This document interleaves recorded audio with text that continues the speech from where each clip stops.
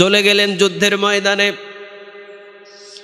যুদ্ধের ময়দানে গিয়ে কাফেরদের সাথে যুদ্ধ শুরু করলেন। যুদ্ধ করতে করতে এক পর্যায়ে তরবারির আঘাতে তিনি আহত হয়ে গেলেন।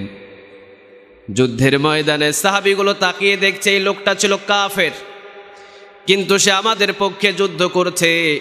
যুদ্ধের ময়দানে যখন সবাই চলে গেলেন কাফেরগুলো, রাসূল সাল্লাল্লাহু আলাইহি ওয়াসাল্লামও চলে আসলেন মদিনায়। এইবার যে আহত সাহাবী, ওই সাহাবীটা মৃত্যুর জন্য প্রস্তুতি, অর্থাৎ এমনভাবে আঘাত হয়েছে দুনিয়াতে তার আর থাকার সময় নাই, চলে যাবে এখন। রাসূল সাল্লাল্লাহু আলাইহি ওয়াসাল্লামের কাছে সাহাবীরা গেলেন, ইয়া রাসূলুল্লাহ, অমুক একজন কাফের, তার দাদাও মুসলিম, তার দাদা মুসলিম, তার পরিবার মুসলিম, সবাই মুসলিম, কিন্তু ওই কাফেরটাকে আমরা কোনোদিন দেখি নাই। হঠাৎ করে এসেই দেখলাম সে আমাদের পক্ষে উহুদের ময়দানে যুদ্ধ করছে। ইয়া রাসূলুল্লাহ সাল্লাল্লাহু আলাইহি ওয়াসাল্লাম, এখন কি তাকে আমরা কালেমা পড়াবো কিনা? সে তো প্রায় মৃত্যুর কাছাকাছি পৌঁছে গিয়েছে। কয়েকজন সাহাবী এসে বললেন তার বিবি অথবা তার বোনকে, বলো তো দেখি, তোমার ভাই যে উহুদের ময়দানে যুদ্ধের ময়দানে গিয়েছে সে কি কালেমা পড়েছে? সে কার পক্ষে যুদ্ধ করেছে? তুমি একটু আমাদেরকে জানাও। বিছানা থেকে মুমূর্ষ রোগীর ওই সাহাবীটা চিৎকার দিয়ে বলছেন, তোমরা বলে দাও আমি কালেমা পড়ে আল্লাহ রাসূলের পক্ষে উহুদের ময়দানে যুদ্ধ করতে গিয়েছিলাম। সাহাবীর কাছে রাসূল নিজে আসলেন, মাথায় হাত বোলালেন, এক ওয়াক্ত নামাজও পড়তে পারে নাই, শুধু যুদ্ধের ময়দানে গিয়েছেন, রাসূলের পক্ষে যুদ্ধ করেছেন, আঘাত খেলেন, এরপরে দুনিয়া থেকে বিদায় হয়ে গেলেন। রাসূল 3 বার বললেন, আমার এই সাহাবী জান্নাতি জান্নাতি। এই জন্য বিন্দু পরিমাণ যদি ঈমান নিয়ে কেউ বিদায় নেয়, তার জন্য জান্নাতে ব্যবস্থা করে রেখে দিয়েছেন কে? আর ওই যে আরেকজন সাহাবী যুদ্ধের ময়দানে অসংখ্য যুদ্ধ করেছে, একটা তরবারি এসে লেগেছে এই জায়গায়, মৃত্যু হচ্ছে না, কিন্তু নিজ ইচ্ছায় মৃত্যু করেছে। জাহান্নামে পাঠাইছে কে? চিন্তা করে দেখছেন কত কঠিন একটা ব্যাপার। আর এই সাহাবীটা কালেমাই পড়ে নেই, কিন্তু দেখেছে সবাই যুদ্ধের ময়দানে, সব পুরুষ যুদ্ধে, আমি থাকবো কেন বাড়িতে, আমিও যাব যুদ্ধের ময়দানে। ও রওনা দিয়েছে, যুদ্ধ করেছে, ওখানেও মরে নাই, বিছানায় এসে মারা গিয়েছে, আঘাতপ্রাপ্ত হয়েছে। সে বলেছে আমি কালেমা পড়েছি, এরপরে রাসূলের পক্ষে যুদ্ধ করেছি। সুবহানাল্লাহ। রাসূল বললেন আমার ভাই জান্নাতি, আমার ভাই জান্নাতি, আমার ভাই জান্নাতি, চিৎকার দিয়ে বলেন আল্লাহু আকবার। ওই যে জাহান্নামের ভিতরে একজন লোক জ্বলতে থাকবে, জ্বলতে থাকবে। আল্লাহ মালিক দ্বারকাকে বলবে, এই দুইটা বর্ণনা, জিবরিল আলাইহিস সালামকে অন্তত ওই জাহান্নামের ভিতরে পাঠাবে, যাও তো দেখি কেউ আছে কি না আর কোনো ইমানদার। একজন ডাকছে আমাকে, ওকে নিয়ে আসো। জিবরিল আলাইহিস সালাম চতুর্দিকে খোঁজাখুঁজি করবে, চতুর্দিকে খোঁজাখুঁজি করবে, কিন্তু জাহান্নামের একটা গর্তের ভিতরে কয়লা হয়ে গেছে পুড়ে। ওই লোকটা জাহান্নামের ভিতরেও ওই লোকটা কাকে ডাকবে? আল্লাহকে ডাকবে। সে বলবে আল্লাহ আমি তো ছিলাম ইমানদার, আমল করি নাই, কিন্তু কি ছিলাম? ইমানদার ছিলাম। আল্লাহ আপনি কি আমারে জাহান্নাম থেকে বাহির করবেন না? ইয়া রব আপনি কি আমাকে জাহান্নাম থেকে উদ্ধার করবেন না? সেটা কানবে জাহান্নামের ভিতরে, কিন্তু আল্লাহ সুবহানাহু ওয়া তাআলা তার কান্নাটা শুনবেন এবং আল্লাহ বলবেন আমি তো জাহান্নামের গেটটা ঢালাই করে দিতে চাই, সীসা ঢালাই করে দিব জাহান্নামের গেট, দেখো কোনো ইমানদার আছে কিনা। যদি থাকে, বিন্দু পরিমাণ ইমানদার যদি থাকে, তাকে বাহির করার পর আমি জাহান্নামের ঢেলা, জাহান্নামের দরজা সীসা ঢালা করে দিব। চিৎকার দিয়ে বলেন আল্লাহু আকবার। তাহলে একজন ইমানদার বিন্দু পরিমাণ যদি ইমান থাকে, তাকে জাহান্নামে রাখবেন না কে? সুবহানাল্লাহ বলবেন না? শুধু কালেমা পড়েছেন লা ইলাহা ইল্লাল্লাহু মুহাম্মাদুর রাসূলুল্লাহ, ওই যে ঈমান নিয়ে যদি আপনি মৃত্যুবরণ করতে পারেন, আপনাকে আল্লাহ জান্নাতে ঢোকাবে। অন্তত জাহান্নামের গেটটা যখন স্টপ করে দেবে, ঢালাই করবে, এরপরে আল্লাহ আপনাকে সেখান থেকে বাহির করার পর জাহান্নামের গেটটা বন্ধ করে দেবে। এই জন্য আমাদের দোয়া করা দরকার, আল্লাহ ঈমান নিয়ে যেন আমরা দুনিয়া থেকে বিদায় নিতে পারি। এই কঠিন মুসিবতের দিন আল্লাহ তুমি আমাদের কবুল করো। জিবরিল আলাইহিস সালাম যাবেন সেখানে, খোঁজাখুঁজি করে তাকে পেয়ে যাবেন, তাকে নিয়ে আসা হবে, তাকে জাহান্নাম থেকে বাহির করা হবে। হাজার হাজার বছর পর্যন্ত এক জায়গা করে তাকে দাঁড় করানো হবে। সর্বশেষ জান্নাতের গেটে দাঁড় করাবেন কয় হাজার বছর? কয় হাজার? 1000। জাহান্নাম গেট থেকে বাহির করে জান্নাতের গেটের কাছে আল্লাহ দাঁড় করাবেন কয় হাজার? 1000 বছর। সে আল্লাহর কাছে একের পর এক দোয়া করবে, আল্লাহ আমাকে কি জান্নাতে দেওয়া যায় না? এই জান্নাতের দরজা থেকে আমি শুধু জান্নাতের নিয়ামতগুলো দেখছি, আমার জান্নাত লাগবে না, আমাকে জান্নাতের ভিতরে সোজা ঢোকায় একটা কিনারে দাঁড় করায় দাও, আমি শুধু জান্নাতের খেলাগুলো দেখবো। সুবহানাল্লাহ বলেন। আল্লাহ বলবে ঠিক আছে, তোকেও ঢোকাবো, যা। সে ঢোকাবে, আল্লাহ সুবহানাহু ওয়া তাআলা তাকেও ঢোকাবে, কিন্তু ঈমান আছে, আমল নেই। বিন্দু পরিমাণ ঈমান ছিল, ওই লোকটাকে আল্লাহ জান্নাতে ঢোকাবে। এবার নিয়ে যাচ্ছে ফেরেশতারা রিসিভ করে, যেতে যেতে সে এমন একটা পর্যায়ে পৌঁছে যাবে, দেখবে যে একদম মোটা কার্পেট, স্পেশাল একটা জায়গা, জীবনে কোনোদিন দেখে নাই। সে ওখানে শুয়ে যাবে, ওখানে বসে যাবে, বলবে আর আমার আরামের জায়গা দরকার নাই, এখানে আমারে রেখে দাও। ফেরেশতারা বলবে আরে শুরুই তো করোস নাই জান্নাতে ঢোকা, কি বলতো শুরু হয়েছে বারান্দা, এখনো জান্নাতে যাইতেই পারোস নাই। সুবহানাল্লাহ বলেন। নিয়ে যাবে দীর্ঘ সময়, তাকে টেনে হেঁচড়ে নিয়ে যাবে। সে ভিতরে ঢুকে দেখবে সর্বনাশ, সারা পৃথিবী সমপরিমাণ, 10টা পৃথিবী, এত বড় জায়গা, এটা কার জন্যে? আল্লাহ বলবেন তোর জন্যই আমি 10 দুনিয়া পরিমাণ জান্নাত রেখে দিয়েছি।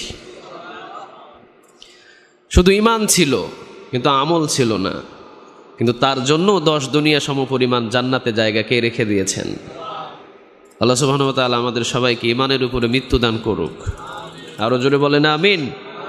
এই জন্য সবসময় আল্লাহর কাছে চাইবো, কারণ আল্লাহ সুবহানাহু ওয়া তাআলা বলেন বান্দা যখন আমার কাছে চায় আমি ওটাকে লিস্ট করে রেখে দিই। নো কোনো শব্দ নেই, আপনি যা চেয়েছেন সবগুলো ইয়েস শব্দ দিয়ে কে নোট করে রেখে দিয়েছেন?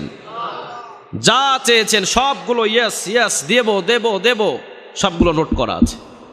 যদিও আল্লাহ দুনিয়াতে দিবেন না, কিন্তু যেদিন জান্নাতে ঢুকবেন বিশাল বড় একটা লিস্ট এনে গিফটগুলো সামনে রেখে বলবেন ধর, তুই যা যা চেয়েছিলি সবগুলো আজকে জান্নাতে পূরণ করে দিলাম। এই জন্য আমরা স্পেশালি ভাবে জুমার দিন সর্বপ্রথম যা যা চাইবো, কিন্তু একটা জিনিস চাইবো, আল্লাহ ঈমানের সাথে আমাদের মৃত্যু দিও। রাজি আছেন তো? আল্লাহ আমাদের সবাইকে কবুল করো। জিহাদের ময়দানে একজন সাহাবী শহীদ হলেন, শহীদ হয়ে গেলেন তিনি, কিন্তু তার রক্তক্ষরণ হচ্ছে। একটা তরবারি ঢুকেছে, কেউ বলছেন বুকের এই কিনারায়, কেউ বলছেন এই কিনারায়, কেউ বলছেন পেট দিয়ে, কেউ বলছেন গলার কাছে। একটা ছুরি ঢুকেছে, কিন্তু মৃত্যু হচ্ছে না, শহীদ হচ্ছে না। সে চিন্তা করলো হায় হায়, এত যন্ত্রণা তো আমার সহ্য হয় না, আমি তো শহীদ হতে চাই, কেন আমার মৃত্যু হয় না? সে ছুরিটা নিয়ে আর একটু বেশি জোরে আঘাত করেছে, আত্মহত্যা করেছে। আল্লাহ বলেছে তুই জাহান্নামী। নাউজুবিল্লাহ বলেন। অথচ জিহাদের ময়দানে সে শহীদ হতে চেয়েছিল, কিন্তু নিজের ছুরিটা একটু জোরে আঘাত করার কারণে তাকে জাহান্নামে পাঠিয়েছেন কে? আর আরেকজন আল্লাহর গোলাম, তিনি এসেছে অন্য এলাকা থেকে, ব্যবসা থেকে নিজের বাড়ির দিকে এসেছে। এসে চাচাতো ভাইকে ডাকে, এই চাচাতো ভাই কই? চাচাতো ভাই নাই। ফুফাতো ভাই কই? ফুফাতো ভাই নাই। খালাতো ভাই কই? খালাতো ভাই নাই। আমার দাদা কই? দাদা নাই। আমার অমুক ভাই কই? অমুক ভাই নাই। আরে এরা গেল কই? বাড়ির সমস্ত মহিলারা বলছে এরা তো উহুদের ময়দানে, যুদ্ধের ময়দানে চলে গিয়েছে। সুবহানাল্লাহ বলেন। সবাই যুদ্ধের ময়দানে, তাহলে আমি কেন বাড়িতে থাকবো? সে এখনো পর্যন্ত কালেমা পড়ে নাই। সে বলছে সবাই যখন যুদ্ধের ময়দানে, আমি কেন বাড়িতে থাকবো, আমিও চলে যাব যুদ্ধের ময়দানে। সুবহানাল্লাহ বলেন। চলে গেলেন যুদ্ধের ময়দানে। যুদ্ধের ময়দানে গিয়ে কাফেরদের সাথে যুদ্ধ শুরু করলেন। যুদ্ধ করতে করতে এক পর্যায়ে তরবারির আঘাতে তিনি আহত হয়ে গেলেন। যুদ্ধের ময়দানে সাহাবীগুলো তাকিয়ে দেখছে এই লোকটা ছিল কাফের, কিন্তু সে আমাদের পক্ষে যুদ্ধ করছে। যুদ্ধের ময়দানে যখন সবাই চলে গেলেন কাফেরগুলো, রাসূল সাল্লাল্লাহু আলাইহি ওয়াসাল্লামও চলে আসলেন মদিনায়। এইবার যে আহত সাহাবী, ওই সাহাবীটা মৃত্যুর জন্য প্রস্তুতি, অর্থাৎ এমনভাবে আঘাত হয়েছে দুনিয়াতে তার আর থাকার সময় নাই, চলে যাবে এখন। রাসূল সাল্লাল্লাহু আলাইহি ওয়াসাল্লামের কাছে সাহাবীরা গেলেন, ইয়া রাসূলুল্লাহ, অমুক একজন কাফের, তার দাদাও মুসলিম, তার দাদা মুসলিম, তার পরিবার মুসলিম, সবাই মুসলিম, কিন্তু ওই কাফেরটাকে আমরা কোনোদিন দেখি নাই। হঠাৎ করে এসেই দেখলাম সে আমাদের পক্ষে উহুদের ময়দানে যুদ্ধ করছে। ইয়া রাসূলুল্লাহ সাল্লাল্লাহু আলাইহি ওয়াসাল্লাম, এখন কি তাকে আমরা কালেমা পড়াবো কিনা? সে তো প্রায় মৃত্যুর কাছাকাছি পৌঁছে গিয়েছে। কয়েকজন সাহাবী এসে বললেন তার বিবি অথবা তার বোনকে বলো তো দেখি, তোমার ভাই যে উহুদের ময়দানে, যুদ্ধের ময়দানে গিয়েছে, সে কি কালেমা পড়েছে? সে কার পক্ষে যুদ্ধ করেছে? তুমি একটু আমাদেরকে জানাও। বিছানা থেকে মুমূর্ষ রোগীর ওই সাহাবীটা চিৎকার দিয়ে বলছেন, তোমরা বলে দাও আমি কালেমা পড়ে আল্লাহ রসুলের পক্ষে উহুদের ময়দানে যুদ্ধ করতে গিয়েছিলাম। সাহাবীর কাছে রসুল নিজে আসলেন, মাথায় হাত বোলালেন, এক ওয়াক্ত নামাজও পড়তে পারে নাই, শুধু যুদ্ধের ময়দানে গিয়েছেন, রসুলের পক্ষে যুদ্ধ করেছেন, আঘাত খেলেন, এরপরে দুনিয়া থেকে বিদায় হয়ে গেলেন। রসুল 3 বার বললেন, আমার এই সাহাবী জান্নাতি জান্নাতি। এই জন্য বিন্দু পরিমাণ যদি ঈমান নিয়ে কেউ বিদায় নেয়, তার জন্য জান্নাতে ব্যবস্থা করে রেখে দিয়েছেন কে? আর ওই যে আরেকজন সাহাবী যুদ্ধের ময়দানে অসংখ্য যুদ্ধ করেছে, একটা তরবারি এসে লেগেছে এই জায়গায়, মৃত্যু হচ্ছে না, কিন্তু নিজ ইচ্ছায় মৃত্যু করেছে, জাহান্নামে পাঠাইছে কে? চিন্তা করে দেখছেন কত কঠিন একটা ব্যাপার। আর এই সাহাবীটা কালেমাই পড়ে নেই, কিন্তু দেখেছে সবাই যুদ্ধের ময়দানে, সব পুরুষ যুদ্ধে, আমি থাকবো কেন বাড়িতে, আমিও যাব যুদ্ধের ময়দানে। ও রওনা দিয়েছে, যুদ্ধ করেছে, ওখানেও মরে নাই, বিছানায় এসে মারা গিয়েছে, আঘাতপ্রাপ্ত হয়েছে। সে বলেছে আমি কালেমা পড়েছি, এরপরে রাসূলের পক্ষে যুদ্ধ করেছি। সুবহানাল্লাহ। রাসূল বললেন, আমার ভাই জান্নাতি, আমার ভাই জান্নাতি, আমার ভাই জান্নাতি। চিৎকার দিয়ে বলেন আল্লাহু আকবার। এই জন্য আমরা দোয়া করব যেন আল্লাহ আমাদের মৃত্যুটা কার উপরে দেয়? সবাই বলেন, বলতে পারেন না কেন? কার উপরে? ঈমানের উপরে। আল্লাহ মৃত্যুর সময় তুমি আমাদের ঈমানের উপরে মৃত্যু দিও, আমরা বলি আমিন। রাসূল সাল্লাল্লাহু আলাইহি ওয়াসাল্লাম 3টা দোয়া করতেন সবচাইতে বেশি। দূরে বলেন কয়টা? আমরা জীবনে কোনোদিন এই 3টা দোয়া করতে পারবো না। রাসূল বলতেন, আল্লাহুম্মা আহইনি মিসকিনা ওয়া আমিতনি মিসকিনা ওয়াহশুরনি ফি যুমরাতিল মাসাকিন। রাসূল সাল্লাল্লাহু আলাইহি ওয়াসাল্লাম 3টা দোয়া করতেন। আল্লাহুম্মা আহইনি মিসকিনা, ও আল্লাহ সারা জীবন আপনি আমাকে মিসকিন অবস্থায় রাখিয়েন। সুবহানাল্লাহ বলবেন না? আমরা কেউ পারবো এই দোয়া করতে? আল্লাহ আমারে গরিব রাখিয়েন সারা জীবন, আমি গরিব থাকতে চাই, বলতে পারবেন কেউ? পারবেন না। তো রাসূল কেন বলতেন আল্লাহুম্মা আহইনি মিসকিনা, আল্লাহ আমাকে মিসকিন অবস্থায় সারা জীবন রাখিয়েন? রাসূলের জীবন ছিল কেমন দেখেন। রাসূল বলতেন, আয়েশা ঘরের ভিতরে কিছু খাবার আছে কিনা?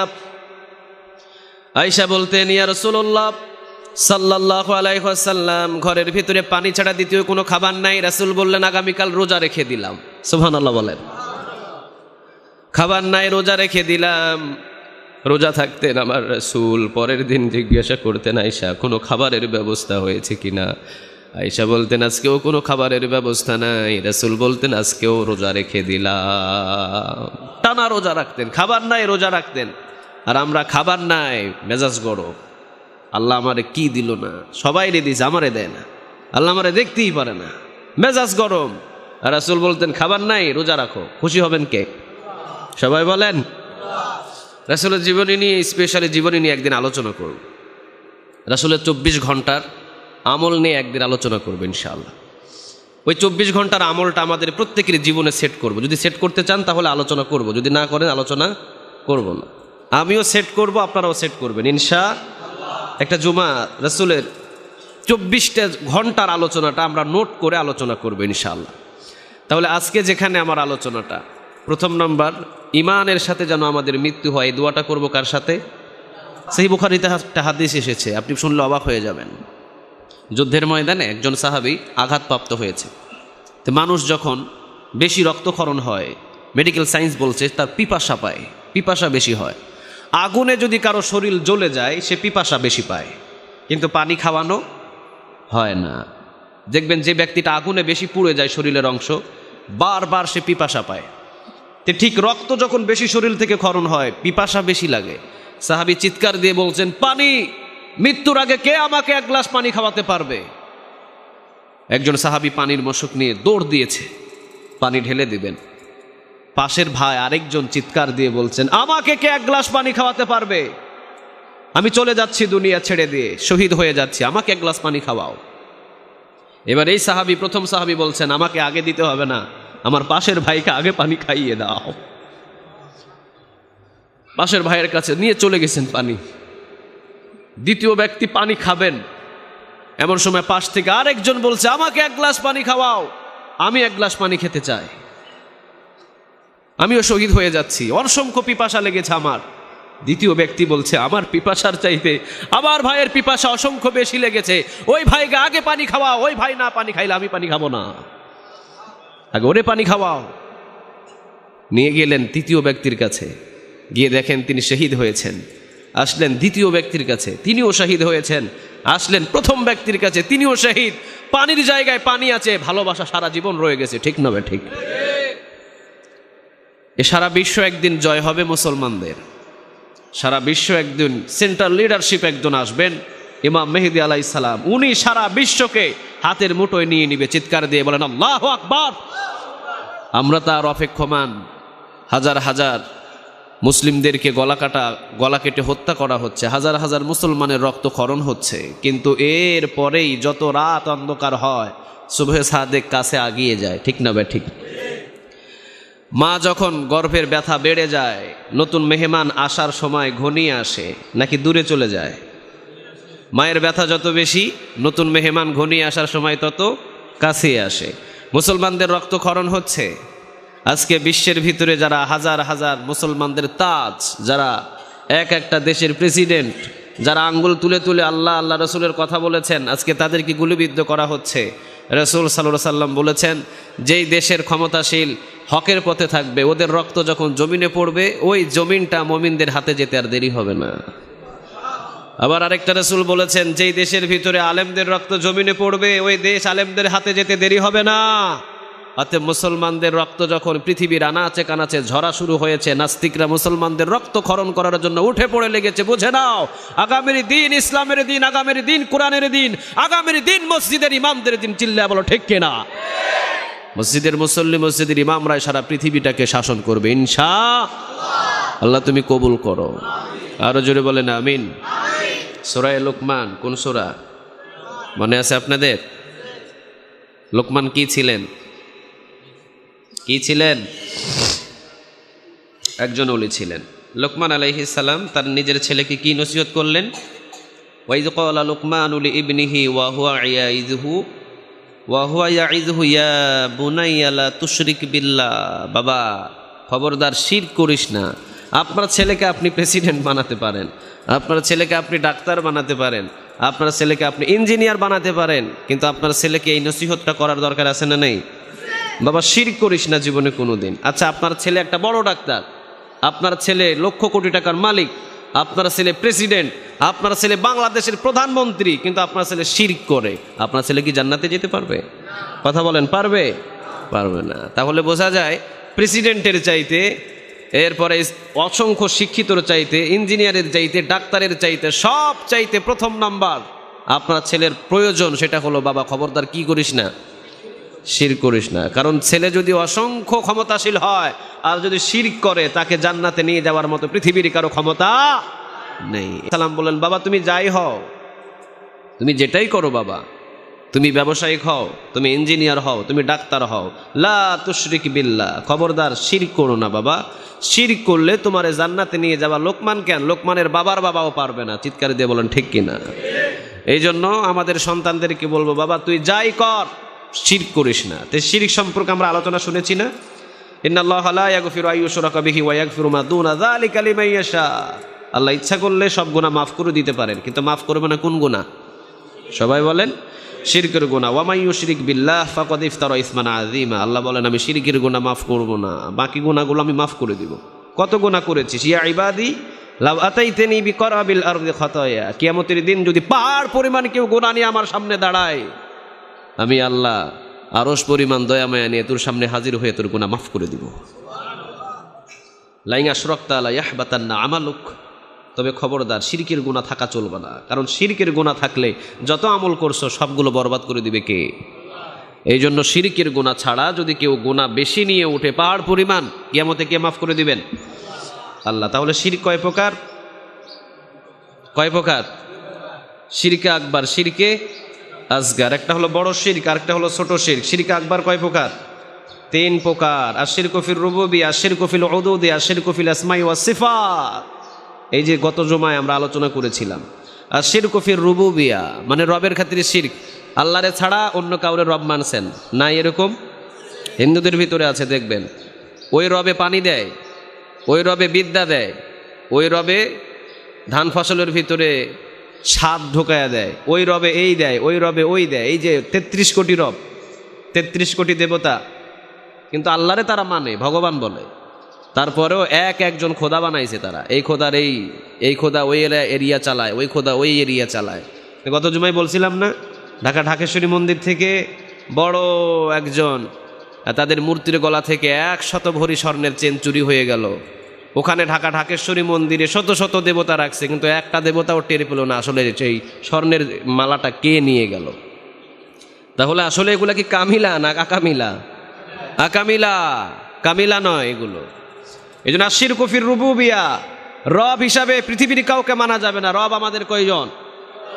একজন। আশিরকু ফিল উদুদিয়া, ইবাদতের খাতিরে শিরক, খবরদার, কারো কাছে চাওয়া যাবে না, কাউরে কপালে দিয়ে কাউরে সেজদা দেওয়া যাবে না। কাকে দিবেন? ইবাদত হবে কার?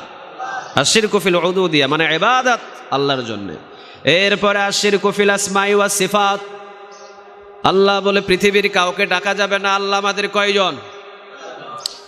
আমি মসজিদে বসে ওয়াজ করি, মসজিদে বসে নসিহত করি, এখন আমার ওয়াজ নসিহতে আপনারা গল গল হয়ে সবাই বলছেন মাহমুদ আমাদের আল্লাহ, নাউজুবিল্লাহ বলবেন না? এইটা যদি বলেন আশিরকু ফিল আসমাই ওয়াস সিফাত, আপনার ইমান শেষ, আপনাকে নতুনভাবে কালেমা পড়ে ইমান আনতে হবে, এছাড়া আপনি মুশরিক। ঠিক না বে ঠিক? এই জন্য আল্লাহ, এইটা পৃথিবীর কারো নামের ব্যাপারে বলা যায় না। আল্লাহ একজনের নাম চিৎকার দিয়ে বলেন তিনি কে?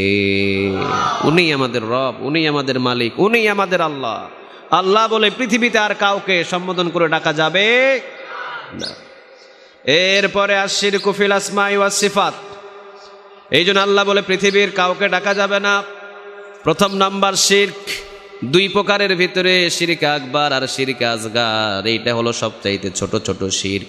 ছোট ছোট শিরক আমাদের সমাজে আছে না নাই? আরো জোরে বলেন, আছে না নাই? শিরক আসগারটা হলো সবচাইতে বড় শিরক আসগারের ভিতরে। সবচাইতে বড় শিরক আসগারটা হলো আর রিয়া। রিয়া, অহংকার, গম্ভীরতা। সে নিজেকে নিজে একটা কিছু মনে করে। সে মনে করে আরে আমি এত শিক্ষা অর্জন করে আসছি, অমুক বিদেশ থেকে শিক্ষা অর্জন করে আসছি, আমার নামের পরে যদি ওই টাইটেল না দেয় তাহলে ওই মাহফিলে আমি যাবই না। এই যে রিয়া, দেখবেন অনেক মাহফিলের সভাপতি আছে। আমার একটা ছিল গাজীপুরে, সভাপতির নাম দিয়েছে, নামের আগে আলহাজ বসায় নাই, এই জন্য এই সভাপতি মাহফিলি বন্ধ করে দিয়েছে। কয় আলহাজ দিলি না কেন? 10 লক্ষ টাকা খরচ হয়েছে আমার পুরা পরিবার হজ করতে, 10 লক্ষ টাকা এমনি এমনি খরচ করি নাই, ওই টাইটেলটা বাংলাদেশে দেওয়ার জন্য খরচ করছি। নাউজুবিল্লাহ বলেন। আর রিয়া, এই যে কলিজার ভিতরে কি আছে? অহংকার। আমার নামের আগে আলহাজ বসাবি, মানুষে মনে করবে আমি ধনী মানুষ, আলহাজ না বসাইলে আমি তোদের মাহফিল বন্ধ করে দেব। এই যে তার ভিতরে অহংকার আছে, রিয়া আছে। আবার দেখবেন অনেক বক্তা পোস্টারে নাম দেয়, পোস্টারে নাম এমনভাবে টাইটেল দেয়, সামনে পিছনে বক্তার নামও খুঁজে পাওয়া যায় না। ঠিক না বা ঠিক? অমুক তমুক, এই সে আন্তর্জাতিক খ্যাতি সম্পূর্ণ মুফাসসিরে কোরআন, এই সে আমাদের নামের আগেও পরে অনেকে দিয়ে দেয়। আমরা বলি আরে এত তো দরকার কি, খালি নাম দিয়ে দাও মাহমুদুল হাসান, এনাফ, আর কোনো কিছুর দরকার নেই। কারণ আমার কলিজায় যদি রিয়া হয়ে যায়, আমার কলিজায় যদি একটা দাম্ভিক অহংকার হয়ে যায়, জাহান্নামের আগুনে জ্বালাবেন কে? খবরদার, কেউ কখনো কোনো জায়গায় গিয়ে নিজের পরিচয় বড় করে দিবেন না। এটা রিয়া, এটা অহংকার। একটা ঘটক সাহেব একটা মেয়ের বাড়িতে গিয়ে ছেলের যত প্রশংসা করে, ওই ছেলের 4 আনাও নাই। ঠিক না বে ঠিক? কিন্তু বলে বড় বড় কথা। খবরদার, ঘটকতালি করো, বিবাহ বন্ধনের যদি আবদ্ধ তুমি ঘটিয়ে দিতে পারো, আল্লাহ আরশ থেকে তোমাকে কিছু ফাইসালা করবে, তোমাকে কিছু নেক দিবে, কিন্তু মিথ্যা কথা বলে নয়। সব কথা হলো সত্য বলতে হবে। ঠিক কিনা? এই জন্য খবরদার, জীবনে কোনোদিন কোনো জায়গায় গিয়ে আপনি বলবেন না আমি অমুক, আমি তমুক, আমি সেই, আমার চলাফেরা প্রধানমন্ত্রীর সাথে, আমার চলাফেরা এমপির সাথে আমারে চিনস, আমি এই সেই। খবরদার এগুলো বলবেন না। শুধু নামটা বলবেন, ছোট হয়ে থাকবেন। ছোট হয়ে থাকলে বড় করে দেখবেন কে? এই জন্য আর রিয়া, রাসূল বলেন এই রিয়া থেকে আমার উম্মতের প্রতি আমার বড় ভয় হয়, কারণ আমার মনে হয় আমার উম্মত মনে হয় এই রিয়ার জন্য জাহান্নামে বেশি চলে যাবে। ঠিকই যাবে। প্রতিটা মানুষ শুধু অহংকার, প্রতিটা মানুষের ভিতরে অহংকার। ওই বেটার থেকে আমি বড়, ওর ছেলে থাকে আফ্রিকা, আমার ছেলে থাকে ডুবাই। তাতে আফ্রিকা থাকে তাতে কি হয়েছে, আমার ছেলে ডুবাই, ওর চাইতে বেশি কামায়, ওর সাথে আমি কথাই বলবো না। এই যে রিয়া, এই যে অহংকার, জাহান্নামের আগুনে জ্বলবেন। তাহলে এটা শিরকে আসগার, এটা করা যাবে।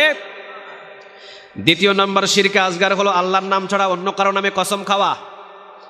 নিজের বিবি বলছে আমার মোবাইলের ভিতরে কোনো মিস কল আসে নাই, স্বামী বলছে না তোর মোবাইলের ভিতরে রাতের 2টা বাজে মিস কল আসছে। এইবার বিবি বলছে না মিস কল আসে নাই, এবার স্বামী বলছে না মিস কল আইছে। তাড়াতাড়ি স্বামী নিজের ছেলের আয়না, নিজের ছেলের মাথায় হাত রাখা কয় আমার ছেলের কসম আমার মোবাইলে কোনো মিস কল আসে নাই। এই যে আপনি শিরকে আসগার করলেন। আপনার ছেলের কসম কেন খাইবেন? কসম হবে কার? মানে আপনি আল্লাহর কসমের চাইতে আপনার ছেলের কসমটা বেশি বিশ্বাস করে ফেলেছেন। এই জন্য বোঝা যায় আল্লাহরে ছোট করলেন।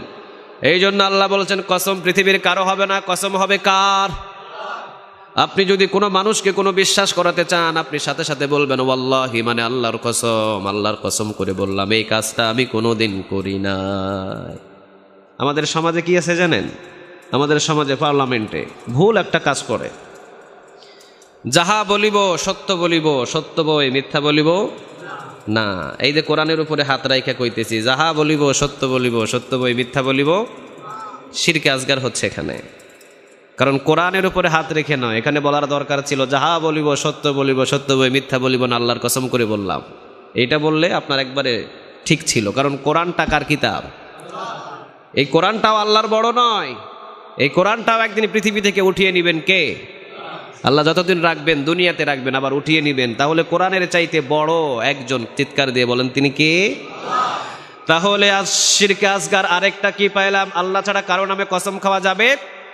এগুলো বলে দিবেন বাড়িতে গিয়ে, শিরকে আসগারগুলো নোট করে নিয়ে যাবেন। এই যে ইউটিউবে নোট হচ্ছে না, এগুলো শোনাবেন বাড়িতে গিয়ে। এগুলো হলো শিরকে আসগার। আল্লাহ ছাড়া কারো নামে কসম করা যাবে না। বাবার কসম, মায়ের কসম, ছেলের কসম, আসমানের কসম, মাটির কসম, ছোট ছেলের কসম, বড় ছেলের কসম। কসম খায় এরকম কথা বলেন? খায় খায়, শিরকে আসগার করছেন। খবরদার এগুলো ছেড়ে দিবেন। শিরকে আসগার যদি থাকে তাহলে ক্যান্সারের মতো। এটা শিরকে আসগারটা হলো ক্যান্সারের মতো, ভিতরে কুড়ে কুড়ে ইমানটা নষ্ট করে ফেলবে। পরে কিয়ামতের ময়দানে গিয়ে দেখবেন শিরক ছাড়া আমল একটাও নেই। তৃতীয় নম্বর শিরকে আসগার হলো তোয়ারা। লা তিয়ারাতাল ফিল ইসলাম, লা তিয়ারাত ফিল ইসলাম। রাসূল সাল্লাল্লাহু আলাইহি ওয়াসাল্লাম বলেন তিয়ারত বলতে ইসলামে কিছু নাই। কুলক্ষণ সুলক্ষণ আমাদের সমাজে আছে না নেই? কথা কন না কেন? আছে আছে। সকাল থেকে বাড়ি থেকে বাহির হবে, হঠাৎ করে বাড়ি থেকে বাহির হতেই কুকুর ঘেউ ঘেউ করছে। সর্বনাশ বাবা, তুই বাহির হোস না, আজকে তুই বাহির হইলেই তোর বিপদ। কুলক্ষণ। এরপরে সকালবেলা ফজর নামাজের পরে গাছের উপরে কাক ডাকছে, কয় কি আজকে কেউ মারা যাবে, এই জন্য কাক ডাকছে। সুলক্ষণ কুলক্ষণ। খবরদার, এগুলো লক্ষণ ইসলামে নেই। সবকিছু করেন কে? ইন্নামা আমরুহু ইযা আরাদা শাইআন আন ইয়াকুলা লাহু কুন ফায়াকুন। কার কথা? আল্লাহ বলছেন যা কিছু করি আমি কুন ফায়াকুন বলতে দেরি হয়, হইতে কখনো দেরি হয় না। সুবহানাল্লাহ বলবেন না? এই জন্য কুলক্ষণ আছে, সুলক্ষণ আছে। আবার অনেক সময় দেখে একটা মেয়ে নতুন বাড়িতে বিবাহ করে নতুন একটা বাড়িতে গেছে, শ্বশুর বাড়িতে। এবারে শ্বশুর বাড়ির লোকেরা বলছে মা যাও তো দেখি তুমি 1 কাপ চা বানায় নিয়ে আসো। তো সে 1 কাপ চা বানাইতে গিয়া, নতুন মানুষ তো বুঝতে পারে নাই, কোনোদিন চা বানায় নাই বাবার বাড়িতে, শ্বশুর বাড়িতে এসে চা বানাইতে গিয়া 2টা কাপ ভেঙে ফেলেছে। এবার শ্বশুর শাশুড়ি কয় এমনি এটা কুলক্ষণ, এটা ভালো না, তাড়াতাড়ি এটারে আউট করতে হবে, এটার অবস্থা ভালো দেখাতে না। এই যে খারাপ কথা। কুলক্ষণ সুলক্ষণ ইসলামে নাই। এটা যদি বিশ্বাস করেন তাহলে শিরকে আসগার করছেন আপনি। কিয়ামতের দিন আমল নামায় কোনো নেক পাওয়া যাবে না, এটাও বরবাদ। কুলক্ষণ সুলক্ষণ ইসলামে নাই। 4 নম্বর গণকের কাছে যাওয়া। আছে না নাই? বাবা আমার হাত দেখেন, দেখেন তো দেখি আমি বিদেশে যাইতে পারুম কিনা। বাবা আমার হাত দেখেন, দেখেন তো দেখি আমি বিদেশ কোন দিন যাবো। বাবা আমার ছেলের হাতটা দেখেন। এইবার বাবা কয় ছেলের হাত দেখছি, তোর মেয়ের হাতটা আমারে দেখা। নাউজুবিল্লাহ বলবেন না? কারণ ছেলের হাত দেখছে, মেয়ের হাত দেখায় না। এবার বাবা কয় মেয়ের হাতটা একটু ধইরা দেখি। নাউজুবিল্লাহ। খবরদার। সুলক্ষণ কুলক্ষণ ইসলামেও নাই। আবার ওই যে জ্যোতিষীর কাছে হাত দেখায়, এগুলো ইসলামে কোনো মানুষ কি কোনো মানুষের ভবিষ্যৎ বলে দিতে পারে? কে বলতে পারেন? আরো জোরে বলেন আল্লাহ। আবার দেখবেন একটা টিয়া পাখি নিয়ে টিয়া পাখির কাছে একটা চিঠি রাখে, অসংখ্য চিঠি। কয় এই টিয়া যেই চিঠি লেখা, যেই চিঠি ধইরা এই টিয়া পাখি আপনার জন্য উঠাবে, বুঝবেন ওইটাই আপনার ভাগ্য। নাউজুবিল্লাহ, কত বড় শিরক করছেন আপনি, এটা নিজেও কল্পনা করতে পারেন নাই। আল্লাহরে বাদ দিয়ে আপনি টিয়া পাখির উপরে বিশ্বাস করলেন আপনার ভাগ্য। কেমনে করেন এগুলো? কিন্তু বাংলাদেশের ভিতরে অসংখ্য মুসলিম করে, ঠিক না বা ঠিক? খবরদার, এইগুলো করা যাবে না। এই জন্য গণকের কাছে কোনোদিন যাবেন না, গণকের কাছে জীবনে যাবে না। কারণ গণক পৃথিবীর কিছুই বলতে পারে না, ও আন্দাজে একটা বলে দিবে আর কি। কারণ ও সবসময় ভালোই বলবে, খারাপ বললে তোর টাকা দিবেন না। ও সবসময় ভালো বলবে, কিন্তু আসলে একটাও ঘটবে না। কারণ ঘটাবেন কে? যদি প্রয়োজন হয় গণকের কাছে যাবেন, গণকের কাছে গিয়ে ঠাস করে একটা থাপ্পড় দিয়ে দিবেন গালে, একটা থাপ্পড় লাগাইয়া দিবেন। এবার গণক বেটা কইব আমারে থাপ্পড় দিলেন কেন? আপনি বলবেন আমি যাইস আপনারে থাপ্পড় দিব, এটা তো আপনার আগে থেকে জানা ছিল, ঠিক না বা ঠিক? যদি বলতে না পারেন তাহলে তো আপনি জানেন না কিছু, যাই একটা মারি দিবেন থাপ্পড়। এরপর ও যদি জিগায় থাপ্পড় দিলেন কেন, তা আমি যাইসা থাপ্পড় দিব, তুই জানোস না? তুই তো ভবিষ্যৎবাণী বলে দিতে পারোস, এটাও তো জানার কথা ছিল। এরপর 5 নম্বর, তাবিজ ঝোলানো যাবে না। তাবিজ কখনো ঝোলাবেন না। তবে অসংখ্য আলেম ওলামাদের ইখতিলাফের ভিতরে আছে, ছোট্ট ছোট্ট 2 বছর 3 বছর শিশু, এদেরকে কায়তুন বা তাবিজ দেওয়া যায়। কেউ বলেন দেওয়া যায়, কেউ বলেন দেওয়া যায় না। কিন্তু যখন প্রাপ্তবয়স্ক হয়ে যায় তখন তাবিজ ঝোলানো যাবে। তবে আমি বলি তাবিজ ঝোলাবেনই না, কারণ তাবিজের উপরে বিশ্বাস নয়। বিশ্বাস কার উপরে? আরো জোরে বলেন, আল্লাহর উপরে বিশ্বাস। রাসূল সাল্লাল্লাহু আলাইহি সাল্লামকে জাদু করেছিলেন, রাসূল সাল্লাল্লাহু আলাইহি সাল্লামকে জাদু করলেন, রাসূলের চুল নিয়ে জাদু করলেন, কূপের ভিতরে ফেলে দিলেন। এখন ফেরেশতারা এসে বললেন, ও নবী, সূরা নাস সূরা ফালাক নাজিল হলো, এই জন্য আপনি এগুলো পড়েন, আপনার জাদু থেকে মুক্ত করে দিবে কে? লম্বা ঘটনা। যদি বাচ্চাদেরকে তাবিজ দিতে হবে না, প্রতিদিন সূরা নাস সূরা ফালাক পড়ে পড়ে ফু দিবেন, হেফাজতে রাখবেন কে? আজমির শরীফের সুতা বাঁধা যাবে না। আজমির শরীফের সুতা অনেকের হাতে থাকে কি থাকে না? পরীক্ষা দিতে যায়, মা বলে বাবা তোর জন্য আজমির শরীফের সুতা নিয়ে আইছি, এইটা দিয়ে তুই পরীক্ষা দিতে যা, তোর ফলাফল ভালো হবে। নাউজুবিল্লাহ বললেন। সুতার ভিতরে কোনো কিছু নাই, সব কিছু দেওয়ার মালিক কে? হাতের রেখা। এই যে হাতের রেখা গনে, কয় এই রেখাটা ওই পর্যন্ত পৌঁছে গেলে তুই বিল্ডিংয়ের মালিক হবি, এই রেখাটা ওই পর্যন্ত পৌঁছে গেলে তুই ওই হবি, তুই হবি, বিদেশে যাবি, কিন্তু এই রেখাটা ওই জায়গায় পৌঁছে গেলে তুই মারা যাবে, এই কথা কখনো বলে না। হাতের রেখার ভিতরে কিছু নাই। হাতের রেখা কে দিয়েছেন? সবাই বলেন আল্লাহ দিয়েছে। হাতের রেখাটা পৃথিবীর কেউ। আমি ছোটবেলায় আমি এক জায়গায় গিয়েছিলাম, তো ওই মুরব্বী নাকি হাতের রেখা দেখে। তা আমার হাতের রেখা দেখে উনি বলছিল, আজ থেকে অনেক বছর আগে, উনি বলছিল যে তুই অনেক বড় একটা অ্যাডভোকেট হবি। কিন্তু আমি হয়ে গেছি আলেম, অ্যাডভোকেট হই নাই। আসলে কি রাইট হয়েছে না অন রাইট হয়েছে? ও বলছে তুই অনেক বড় একটা অ্যাডভোকেট হবি, তুই অনেক বড় একটা শিক্ষিত হবি, তুই এই হবি সেই হবি, কিন্তু আমি হয়ে গেছি আলেম। আসলে হাতের রেখার ভেতরে কিছু নাই, সব কিছু করার মালিক কে?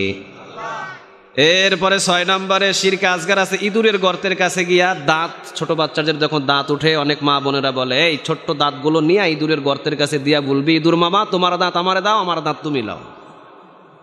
আছে এটা? এই মা বোনদের এই শিরকিয়াত আছে, শিরকে আসগার। আরে দাঁত উঠাইছে আল্লাহ, আবার ওরে দাঁত দিবে কে? যখন দরকার হয় নাই তখন আল্লাহ দেয় নাই, যখন দরকার তখন দিবে। আবার যখন নেওয়ার দরকার, এই যে আমাদের মুরব্বীর মতো আবার লইয়াও চলে যাইবে। কে দেন দাঁত? আবার অনেকে বলে যা বাবা পুকুরে গিয়া দাঁত ফালাইয়া দে, আর বল মাছ মামা দাঁত আমারে দিয়া দিও, ভালো দাঁত, আর আমার দাঁত তুমি লইয়া যাও। নাউজুবিল্লাহ। খবরদার, এগুলো করা যাবে। 7 নাম্বার শিরকে আসগার হলো টাকের পিছনে দেখবেন ছিঁড়া জুতা আছে। হ্যাঁ, টাকের পিছনে ছিঁড়া জুতা লটকায় রাখে। এইবার যদি বলা হয় মামা ছিঁড়া জুতা লটকাইলা কেন, কয় যে আমার টাকের দিকে তাকাইয়া মুখ দোষ দিবে, তার মুখে গিয়ে আমার ছিঁড়া জুতার বাড়ি, এই জন্য ছিঁড়া জুতা লাগায় রাখছি। আরে ছিঁড়া জুতা তোমার মুখ দোষ থেকে রক্ষা করবে? কে বলছে তোমার এইটা? হ্যাঁ, মানুষের মুখ দোষ আছে, মানুষ তাকালে অসংখ্য মানুষের নজর খারাপ। রাসূল বলেছেন মুখ দোষ আছে। অসংখ্য মানুষ ছোট্ট বাচ্চার দিকে তাকিয়ে একটু যদি বলে হাই হাই কত সুন্দর বাচ্চাটা, ওই বাচ্চাটা পরের দিন অসুস্থ হয়ে যেতে পারে। কোরআনের কথা, হাদিসের কথা, কিন্তু বলার আগে বলতে হবে মাশা সুবহানাল্লাহ বলতে হবে। যদি সুবহানাল্লাহ বলেন মুখ দোষ লাগবে না।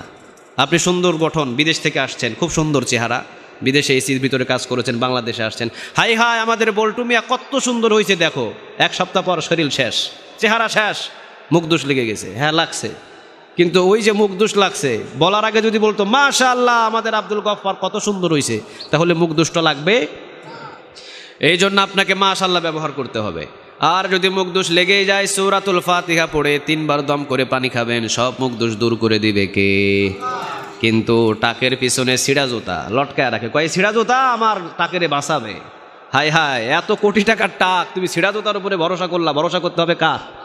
সবাই বলেন। এই জন্য টাকের পিছনে, সিএনজির পিছনে ছিঁড়া জুতা লটকানো যাবে।